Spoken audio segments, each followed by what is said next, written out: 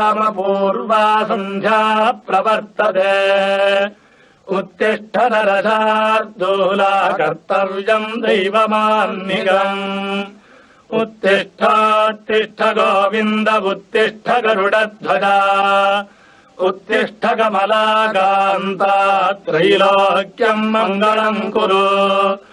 उत्तिष्ठोत्तिष्ठ गोविन्द उत्तिष्ठ गरुडध्वजा उत्तिष्ठ कमलाकान्ता त्रैलोक्यम् मङ्गलम् कुरु मातः समस्त जगताम् मधुकैटभारेः पक्षो विहारिणि मनोहर दिव्यमूर्ते श्रीस्वामिनि श्रितजनप्रियदानशीले श्रीवेङ्कटेशदयिते